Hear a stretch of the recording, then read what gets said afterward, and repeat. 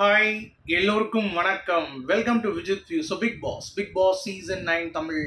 So இந்த வீடியோவில் நம்ம 24/7 லைவ் ஸ்ட்ரீமிங் என்ன நடந்துச்சு அப்படிங்கிறதை பற்றி தான் நம்ம கண்டிப்பாக டிஸ்கஸ் பண்ண போகிறோம். ஸோ நிறைய விஷயங்கள் நம்ம வந்து பேச போகிறோம். ஸோ வீடியோக்குள்ள போகிறதுக்கு முன்னாடி சேனலுக்கு புதுசாக இருந்தீங்கன்னா கண்டிப்பாக சப்ஸ்கிரைப் பண்ணிடுங்க. வீடியோ மறக்காமல் ஒரு லைக் பண்ணிக்கோங்க. இப்போ நம்ம வீடியோக்குள்ளே கண்டிப்பாக போகலாம். ஸோ இன்னைக்கு மெயினாக வந்து பார்த்தீங்கன்னா எபிசோட்ஸ் எப்படி ட்ராவல் ஆக போகுது அப்படிங்கிறது நமக்கு தெளிவாக தெரிஞ்சிருச்சு. ஸோ திவாகரை அவர் சும்மா இருந்தாலும் அவரை போய் இவங்க டார்கெட் பண்ணுறேன் அப்படின்ற பேரில் போய் அடித்து வந்து பெரிய ஒரு பிளேயராக வந்து ஆக்கி விட்டாங்க அப்படிங்கிறது தான். ஏன்னா ஓட்டிங்கில் நம்பர் 1 இடத்துல வந்து இருக்கார் அப்படிங்கிறது பார்க்க முடியுது. ரொம்ப ஸ்ட்ராங்கான ஒரு பிளேயராகவும் வந்து இருக்கார். இது வரைக்கும் நடந்த ஹிஸ்ட்ரி ஆஃப் பிக் பாஸ்லேயும் வந்து பார்த்தீங்கன்னா இந்த மாதிரி ஒரு இம்பேக்ட்ஃபுல் பிளேயர் அப்படிம்பாங்கல்ல. அதாவது எப்படின்னா, இப்போ நீங்கள் வந்து ஒரு விஷயம் வந்து சொல்கிறீங்க, அப்போ உங்களை வந்து ஒரு ஹர்ட் பண்ணோம் அப்படின்னா அது வந்து ரொம்ப சூப்பராக பண்ணுறாரு. உதாரணத்துக்கு நான் 2-3 விஷயங்கள் சொல்கிறேன். ஸோ அதெல்லாம் பார்க்கும்பொழுது திவாகர் வந்து கண்டிப்பாக எனக்கு தெரிஞ்சு ஒரு 60 நாட்கள் அவர் சொன்னார்ல, அதை விட அதிகமாகவே அவர் இருப்பதற்கான வாய்ப்பு அப்படிங்கிறது ரொம்ப அதிகமாகவே இருக்குது அப்படிங்கிறது பார்க்க முடியுது. ஏன்னா ஒட்டுமொத்த மக்களுடைய ஓட்டும் அவருக்கு வந்து கன்வெர்ட் ஆகுது அப்படிங்கிறது பார்க்க முடியுது. ஒரு பிஆர் எதுவுமே இல்லாத மாதிரி தான் வந்து தெரியுது. ஒட்டுமொத்த ஓட்டும் வந்து கன்வெர்ட் ஆகுது அப்படிங்கிறது. அது வந்து இந்த கமருதீன், அப்புறம் வந்து வினோத், அதுக்கடுத்து நம்ம பிரவீன், 3 பேரோட முட்டாள்தனத்தில் வர்றது, கெமியும் வந்து அதில் சேர்ந்துக்கிட்டாங்க அப்படிங்கிறது பார்க்க முடியுது. ஓகேங்களா? ஸோ நிறைய விஷயங்கள் நம்ம வந்து பேச போகிறோம். ஸோ லைக்கு, சப்ஸ்கிரைப் சேனலுக்கு கண்டிப்பாக பண்ணிக்கோங்க. ஸோ நேற்று லைவ் ஸ்ட்ரீமிங் வந்து பார்த்தீங்கன்னா ரொம்ப பயங்கரமாக தான் போயிட்டு இருந்துச்சு. ஒரே சண்டை, ஒரே பிரச்சனை. இந்த பார்வதி இஷ்யூ வந்து சால்வ் பண்ணுறேன் அப்படின்ற பேரில் தண்ணியை வேறு 2 தடவை வந்து விட்டானுங்க. ஓகே, அதுவும் விக்ரம்னா எதுக்கு வீட்டில் இருக்கான் அப்படிங்கிறது சுத்தமாக தெரில. அவன் வந்து வெளியே காப்பி கப்பெல்லாம் எடுக்க வர்றப்ப என்னடா அது கீழே இருக்குன்றலாம் பார்க்க வரான். அப்போ கூட ஒரு பார்வை வந்து பார்க்கல. அவன் வந்து கண்டஸ்டண்ட்டாக இருக்கானா, இல்லை எதுக்கு வந்தான், தண்ணி கேன் போட வந்தானா அப்படின்ற மாதிரி இருக்குது. இன்னொரு பக்கம் சபரியும் அதே மாதிரி தான் தண்ணி கேன்னு அதில் கொஞ்சம் கான்சன்ட்ரேட் பண்ணுறாரு. மற்றபடி பாயிண்ட்ஸ்லாம் வந்து ஒழுங்காக வைக்கிறாரு. இருந்தாலும் சபரி கொஞ்சம் ஃபேக்காக இருக்கிற மாதிரியும் ஆக்டிங் பண்ணுற மாதிரியும் வந்து நமக்கு தோணுது. ரொம்ப ப்ராப்பராக இருக்கிற மாதிரி அப்படிங்கிறது. சரியா? அந்த 3 கோமாளிகள் நான் ஏற்கனவே சொன்னேன், கமருதீன், வினோத் அண்டு நம்ம பிரவீன். ஓகே, ராஜ் அண்ட் பிரவீன் காந்தி நம்ம சொல்லலாம். ஏன்னா எல்லாருமே கோமாளியாக தான் வந்து கண்டிப்பாக இருக்காங்க அப்படிங்கிறது பார்க்க முடியுது. ஸோ அதுலேயும் இவங்க எல்லாருமே ஒரு ஈஸி டார்கெட் திவாகர் அப்படின்னு நினச்சிட்டு இருக்காங்க. இப்போ சனிக்கிழமை விஜய் சேதுபதியோட எபிசோடில் திவாகருக்கு விழுகிற கிளாப்ஸு கண்டிப்பாக இவங்களுடைய மனநிலையை மாற்றும் அப்படிங்கிற ஒரு நம்பிக்கை எனக்கு இருக்குது. ஏன்னா திவாகரை நோக்கியே கேம் போயிட்டு இருக்குது. திவாகர் வந்து டைவர்ட் ஆகி எவ்வளோ பேர் இருக்காங்க, அவங்களை டார்கெட்டும் பண்ண மாட்டாங்க, முழுக்க திவாகர் கிட்ட வராங்க அப்படிங்கிறது பார்க்க முடியுது. சரி, திவாகர் நேற்று லைவ் ஸ்ட்ரீமிங்கில் ஒரு அதிரடி முடிவு எடுத்திருக்காரு. என்ன அப்படின்னா, நானும் வந்து எவ்வளோ நாள் தான் இவங்கள்ட்ட பொறுமையாக போகிறது, நானும் பொறுமையாக போக பார்க்குறேன். என் இடத்துல வேறு எவனாவது இருந்தால் கண்டிப்பாக வந்து கை வச்சுருப்பான். அந்தளவுக்கு வந்து கோவம் வருது எனக்கும். நானும் அதை கண்ட்ரோல் பண்ணிட்டுருக்கேன். ஏன்னா அவ்வளோ தூரம் வந்து டார்ச்சர் பண்ணுறானுங்க அப்படிங்கிறது நம்ம எல்லாத்துக்குமே தெரியுது. பட் அவர் வந்து அவ்வளோ கோவத்தை அடக்கி தான் வச்சுருக்காரு அப்படிங்கிறது தெரியுது. ஒரு சில கோணத்தை மட்டும்தான் வந்து காட்டுறாரு. ப்ளஸ் அவருடைய வார்த்தையும் வந்து தடிக்க மாட்டேங்குது. மரியாதையெல்லாம் பேச மாட்டாரு. போப்பா வாப்பா அப்படி தான் பேசுகிறாரு தவிர கத்துற ஏன்டா அப்படின்னு பேசுகிற அந்த மாதிரிலாம் பேச மாட்டாரு. இந்த ஆள் இப்படி பண்ணுறான் அப்படின்ற மாதிரிலாம் ஒரு உரிமையிலையோ இல்லை வந்து பண்ணுறான் பின்னுறான் இந்த மாதிரியும் எதுவும் பேச மாட்டார். ஸோ அதனாலே மக்களுக்கு வந்து அவர் மேலே வந்து ஒரு ஈர்ப்பு வர அதிகமாகுது அப்படிங்கிறது பார்க்க முடியுது. இன்னொன்று என்னென்னா, நம்மெல்லாம் வந்து வாட்டர்மேன் ஸ்டாரை வந்து கொண்டாடும், வாட்டர்மில்லன் அந்த ஸ்டாரை கொண்டாடணும் அப்படின்ற அந்த ரேஞ்சுக்கு இந்த பிக் பாஸ் ஷோ வந்து கொண்டு வந்துட்டாங்களே அப்படின்ற ஒரு ஏக்கம் வந்து எனக்கு வந்து இருக்குது. ஏன்னா எவ்வளோ குவாலிட்டி கண்டஸ்டன்ஸ் இருக்கும் பொழுது விஜய் டிவி கண்டஸ்டன்ஸ் எவ்வளோ மொக்கையாக தெரியுறானுங்க அப்படிங்கிறத பாருங்கள். திவாகர் முன்னாடி இன்னொன்று எல்லாத்தையும் அசால்ட் பண்ணுறாருங்க. இப்போ பிரவீன் வந்து வந்தாருன்னா, நீலாம் வந்து பேசவே மாட்டேன், நீலாம் வந்து வேஸ்ட்டு, என்ன வந்து நீ இது பண்ணுறன்னு சொல்லிட்டு அப்படியே அடிக்கிறது அவனை. கமருதீன் வந்தாருன்னா, உனக்குலாம் ஒரு மேனர்ஸுமே கிடையாது, ஒரு பேசிக் மேனர்ஸ் கிடையாது, நீ எல்லாத்தையும் வந்து இது பண்ணுறன்னு சொல்லிட்டு ஒவ்வொரு விஷயமும் சைக்காலஜியாக போட்டு அடிக்கிறார். கெமியை பொறுத்த வரைக்கும் தொப்பையப்பாரு அப்படின்ற மாதிரிலாம் வந்து சொல்லிட்டு இருந்தாரு. இங்கே பார்த்து பேசுகிறேன் அப்படின்ற மாதிரிலாம் பேசும்போது அவர் வந்து போமா ஒரே அடி தான் போமா அப்படின்ற மாதிரி அடிச்சு விட்டுறாரு.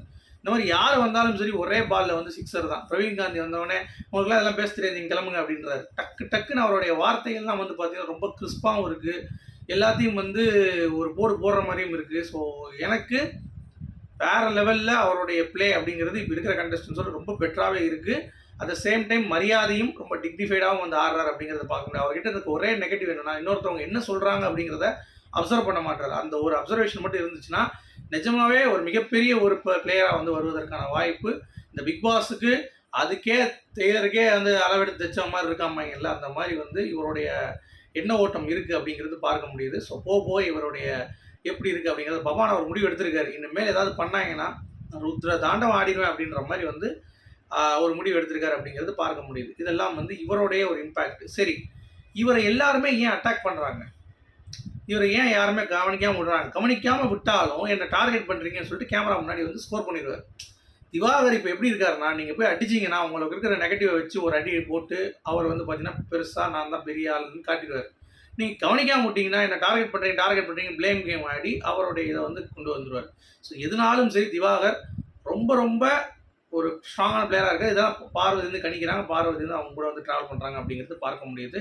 ஸோ நேற்று கூட அந்த லைவில் இதுக்கு முன்னாடி பார்வதிக்கு சப்போர்ட்டே இல்லைன்னு சொல்லி தான் இவர் ஆரம்பிக்கிறார். பார்வதிக்கு என்ன சப்போர்ட்டே பண்ண மாட்டீங்க, எல்லாருமே ஒரே இடத்தவங்களுக்கு உங்கள் டீமுக்கு சப்போர்ட் பண்ணியிருக்கீங்கன்னொடனே இவங்களால பேச முடியும். அப்போ நீ மட்டும் எதுக்கு இப்போ பார்வதிக்கு சப்போர்ட் பண்ணுற, நீ அவ்வளோ ஒரு டீம் தானே அப்படின்ற மாதிரி எவனும் வந்து பேசவே இல்லை.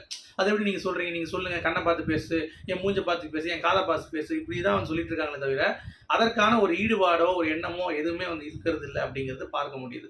ஸோ அதனால தான் திவாகரை அந்த லெவலுக்கு இறங்கி போய் அட்டாக் பண்ணுறாங்க அப்படிங்கிறத நீங்கள் வந்து புரிந்து கொள்ள வேண்டும். அதுக்கு தான் வந்து நான் பேசிகிட்டு இருக்கேன். ஓகே, ஸோ திவாகர் பொட்டன்ஷியல் பிளேயராக இன்னும் வளர்ந்து கொண்டு தான் இருக்கிறார் அப்படிங்கிறது பார்க்க முடியுது. உள்ளே இருக்கிறவங்களை கூட எவ்வளவோ அவர் வந்து மேல் அப்படின்ற மாதிரி தான் வந்து எனக்கு வந்து ஒரு ஃபீல், அது ரொம்ப ஸ்ட்ராங்காகவே தோணுது அப்படிங்கிறது தான். இன்னொன்று விக்கல்ஸ் விக்ரம், அவரை பொறுத்த வரைக்கும் பெரிய ஹோப் வந்து பார்த்திங்கன்னா எனக்கு வந்து போய்கிட்டே இருக்குது, டவுன் ஆகிட்டே இருக்குது. ஸோ அவர் எப்படி பண்ணுறாருன்னு தெரியல. சபரி ரொம்ப ஆக்டிவாக ரொம்ப ஆர்டிஃபிஷியலாக இருக்கிற மாதிரியான ஒரு ஃபீல் வந்து கண்டிப்பாக கொடுக்குது அப்படின்றது எந்த ஒரு மாற்று கருத்தும் இல்லை. சபரியை பொறுத்த வரைக்கும், கனி பொறுத்த வரைக்கும் அவங்க சமையல் பண்ணுறது தான் வந்திருக்காங்களா இந்த வீட்டுக்கு அப்படின்ற மாதிரி ரொம்பவே தோணுது. ஏன்னா ரொம்ப டாஸ்கில் ரொம்ப பார்ட்டிசிபேட் பண்ணணும், அதெல்லாம் வந்து ஒரு அக்கறையும் கிடையாது. வெறும் சமைக்கணும், நிறையா சமைக்கணும் அப்படின்னு சொல்லிட்டு அந்த ஒரு எண்ணோட்டத்திலே இருக்காங்க. அப்படிங்கிறதுனால அவங்களும் வந்து எனக்கு பெரிய ஹோப் வந்து இருந்ததெல்லாம் சொல்கிறேன், இவங்க மேலாம் இருந்துச்சு. ஆதிரை ஷீஸ் பாயிண்ட் அப்படின்ற மாதிரி தான் பக்காவாக வந்து அடிக்கிறாங்க. இப்போ கெமி பண்ணுற அந்த தப்பு, திவாகரை வந்து தப்பையை பார்க்குறியான்னு கேட்டாங்கல்ல, அதெல்லாம் வந்து அடையாளம் படுத்தி காட்டிட்டாங்க. இல்லைப்பா நான் சும்மா தான் கேட்டேன்னு சொன்னால் நீ அப்படி கேட்டாலும் வெளியே தப்பாக தான் போகும், நீ எதுக்கு அப்படி கேட்டேன்னு சொல்லி ஆதிரை சில இடங்களில் பாயிண்ட்ஸ் வந்து வைக்கிறது நல்லாயிருக்கு. ஸோ நான் வந்து ஆதிரையாக பெரிய ஸ்ட்ராங் பிளேயராக நினைக்கிறேன். பட் இப்போ வந்து பார்த்தீங்கன்னா அவங்களும் வந்து ஒரு ஸ்ட்ராங் பிளேயராக இருக்காங்க. வியானாவும் அதே மாதிரி சும்மா சொல்லக்கூடாது, she is also playing her game. But அவங்களுக்கு இன்னும் கான்ஃபிடன்ஸ் வேணும் அப்படிங்கிறது பார்க்க முடியுது. இப்போ வரைக்கும் நான் அனலைஸ் பண்ண வரைக்கும் வியானா also better, Aathirai better, Vijay Parvathi okay அவங்களும் பெட்டர் தான். அடுத்து வந்து பார்த்தீங்கன்னா திவாகர் வந்து ஒரு பெட்டர். ஸோ இந்த 4 பிளேயர்ஸ் தான் நமக்கு வந்து பார்த்தீங்கன்னா கொஞ்சம் பொட்டன்ஷியலாக வந்து தெரியுறாங்க. மற்றபடி வேறு யாருமே தெரியல. சபரி ஓகே, பட் கொஞ்சம் ரொம்ப அவர் வந்து கேர் பண்ணி அவரோட ஒரிஜினல் கேரக்டர் அப்படியாங்கிறது எனக்கு தெரியல. பட் அவர் ரொம்ப எல்லாத்தையும் வந்து நான் மாமன் அப்பார், அப்பா அப்பார், தங்கச்சி அப்பார், உங்கள் அம்மா எனக்கு இருக்காங்க அப்படின்னு சொல்லிட்டு ஃபேமிலி லெவலில் வந்து அவர் கனெக்ட் பண்ணுற அந்த விதம் அப்படிங்கிறது வந்து நல்லா இருந்தாலும் கொஞ்சம் இரிட்டேட் வந்து பண்ணுது அப்படிங்கிறதுல மாற்றுக்கிறது இல்லை. சரி, வேறு யார் இருக்குது? அரோரா சிங்க்லே பொறுத்த வரைக்கும் பாயிண்ட்ஸ்லாம் வேலிடாக இருக்குது, அனலிசிஸ் நல்லா இருக்குது. ஆனால் அவங்க பேச மாட்டுறாங்க. அந்த டைமில் ஒரு சவுண்ட் இல்லை, அதை வந்து ரிவ்யூ பண்ணுற மாதிரி இருக்குது. பட் அந்த ரிவ்யூவை அடித்து பேசுகிற மாதிரி வந்து அரோரா வந்து பண்ணால் நல்லாயிருக்கும் அப்படிங்கிறது தான். இன்னொருத்தர் வந்து அது கூட இருக்கிற ஃப்ரைட் ரைஸ், நம்ம அவர் பேர் என்ன, துஷார், அவர் வந்து எனக்கு தெரிஞ்சு பெரிய லெவலில் ஹோப் எனக்கு இருந்துச்சு. பட் ரொம்ப ஏமாற்றம் ஆயிடுச்சு அப்படிங்கிறது பார்க்க முடியுதுன்னா ஒரு இம்பேக்டும் இல்லை, ஒரு சுறுசுறுன்னு இல்லை, எல்லா ஆட்டும் வந்து எல்லாம் பேசின பிறகு இவர் பேசுகிறேன்னு சொல்லி அடம் முடிக்கிறாரு. அந்த மாதிரிலாம் வந்து இன்வால்மெண்ட் இல்லாதவங்களுக்கு இந்த கேம் அப்படிங்கிறது அப்படி நழுவி தான் போகும். இந்த மாதிரி நீங்கள் நந்தினிலாம் இன்றைக்கி அழுதே போயிட்டாங்க. சரியா, அவங்களுடைய கேம் எப்படி இருக்க போகுது அப்படிங்கிறது தெரில. ஸோ எல்லாருமே இப்போ டவுன் ஆகிட்டு இருக்காங்க அப்படிங்கிறது தான். தானா வினோத், கமருதீன், பிரவீன் காந்தி, பிரவீன் ராஜ், இவங்க எல்லாருமே திவாகர் டார்கெட் பண்ணுற வரைக்கும் அவர் வளர்ந்துட்டு தான் போவார் அப்படிங்கிறது தான் பாயிண்ட். ஸோ இதுதான் லைவ் ஸ்ட்ரீமில் நடந்தது. உங்களுடைய கருத்துக்கள் என்ன அப்படிங்கிறத சொல்லுங்கள். மீண்டும் அடுத்த சந்திக்கும் அது வரைக்கும்.